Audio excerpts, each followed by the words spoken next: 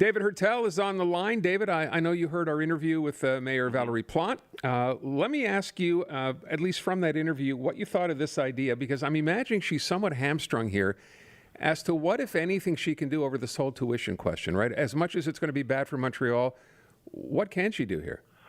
Well, you're right. It's not like she can just do something in city council on Monday and solve any part of this problem.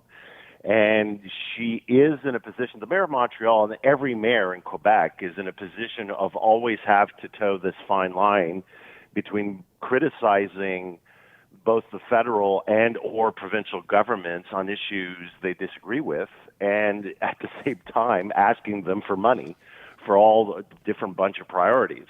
But on this one, you could see a much stronger reaction, in my opinion, from the mayor of Montreal on this issue. And the mayor does have a way of influencing other economic actors in Montreal. And you were mentioning in your interview, both you and Natasha, about building a coalition. You said, she didn't come out right away because she wanted to talk to other universities.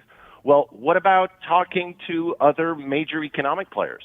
The private sector, Michel Leblanc at the Board of Trade, for example, and trying to anchor a coalition of players, not just on the political side, not just on the education side, but a coalition of civil society in Montreal saying, hold on a second, this is wrong for a whole bunch of reasons, and the government has to change its position on this, because ultimately, if you hurt Montreal, you hurt all of Quebec. Did you not have the sense, like I was saying to Aaron, I struggled a bit with what to ask her. And of course, we were limited to the topics we were supposed to be discussing. But I was kind of struck by a lack of a sense of urgency. Like, this can't happen.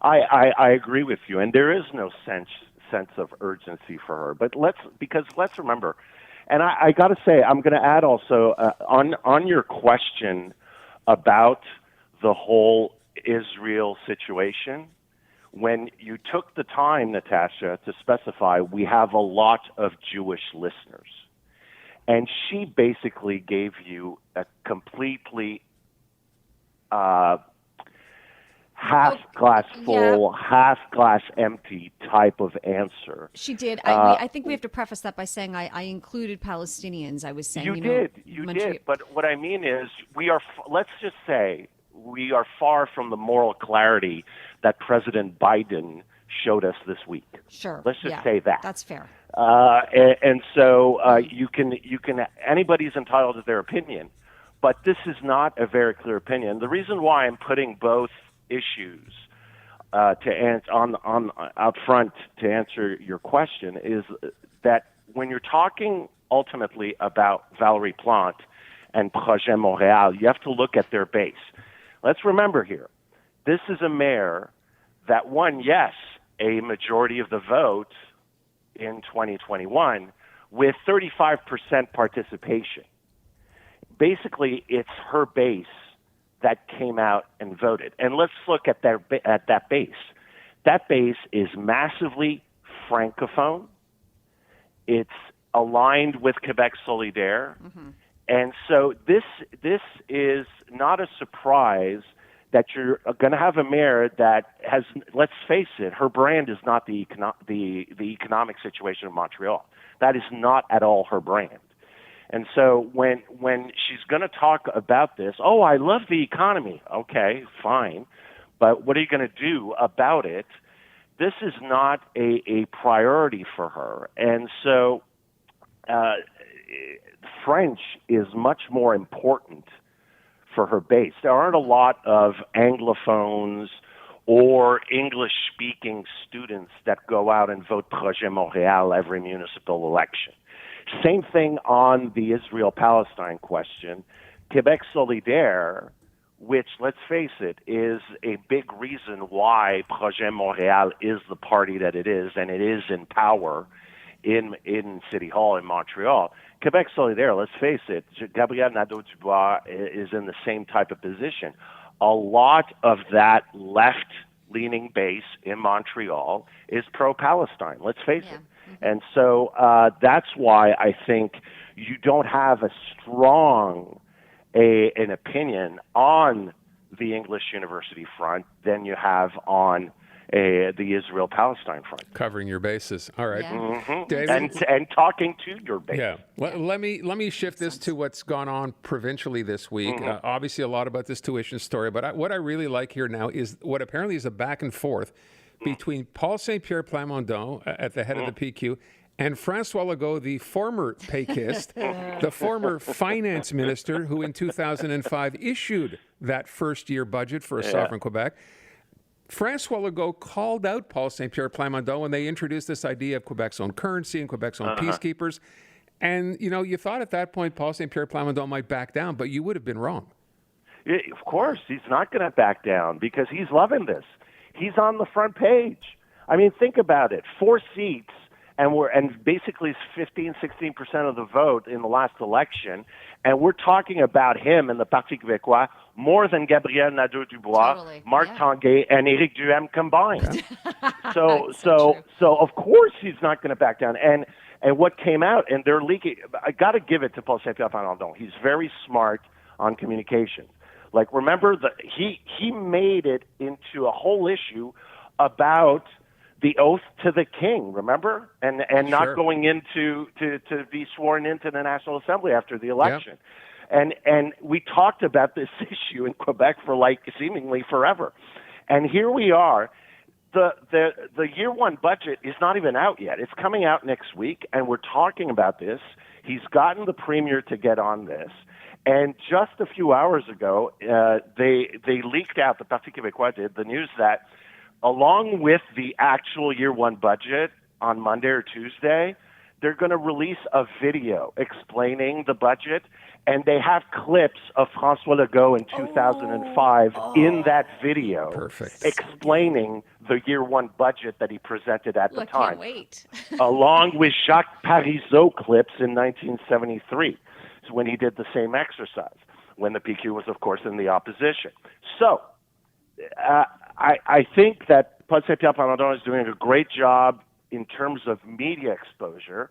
François Legault is saying, look, Quebecers are elsewhere, and he's sort of caught between a rock and a hard place here. Obviously, it's funny, it's sort of embarrassing, but at the same time, I think the real trap here is François Legault, also responding to Paul St. Pierre Plamondon, said, well, yes, no, we're going to lose jobs and the equalization payments and yada, yada, yada. But he said also, this is not a priority for Quebecers. The priority of Quebecers is healthcare, education, the cost of living, housing, and goes on and on and on. But every time he says that, it tells Quebecers, hey, hold on a second. You, François Legault, aren't doing anything about these issues. And so there's the opening. And I'm telling you yet again, I hope that the Liberals are listening and will not miss another opportunity, because it seems that's all they do. Because right now, with the tuitions, and because on Monday, all the beginning of the week, the French media, especially Québécois, is going to concentrate on Paul St. Pierre Plamondon and François Legault's response to year one budgets, et cetera, et cetera.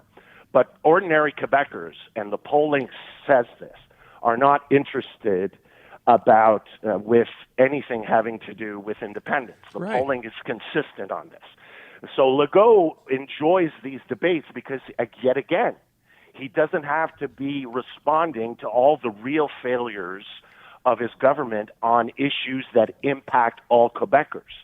And so he's going to love doing this and going 10 rounds with Paul St. Pierre Plamondon on this, because it's another series of news cycles, not on the real issues.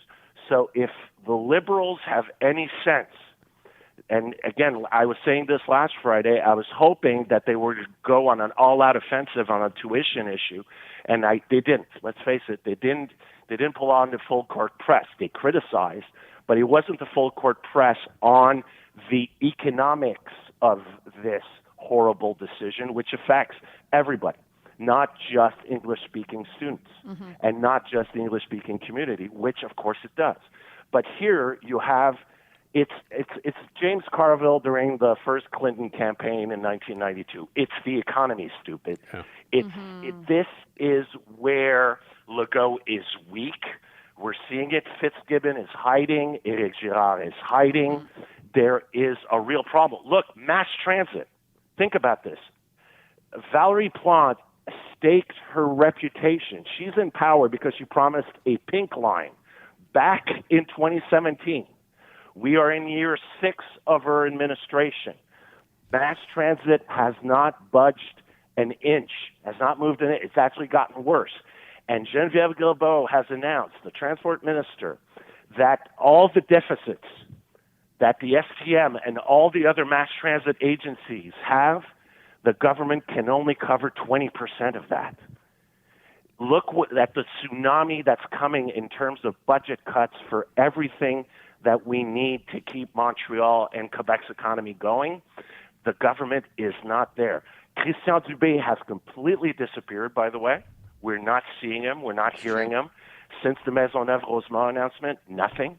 I'm telling you, the projections that the Quebec government is looking at right now are very, very difficult. And we're going to have a very hard time spending for all the different programs that we have. And there are going to be serious cuts coming up, and they're starting to come out. And the first one is all these mass transit cuts. But again, there's a big opportunity here to talk about the economy and for the Liberals to take back that mantle. Remember, one of the reasons why we were saying the Liberals have completely lost their brand is because the CEQ had taken away that moniker of being the party of the economy. There's an opening here. But if the Liberals get all wound up and start talking about independence and year one budgets and get sucked in to the trap that Paul Saint-Pierre Plamondon is laying for both Legault and the Liberals and everybody else, well, then again, the Liberals who seemingly always miss an opportunity will miss an opportunity yet again. Yet again. David Heurtel. We'll talk to you on Monday. Wow. Absolutely.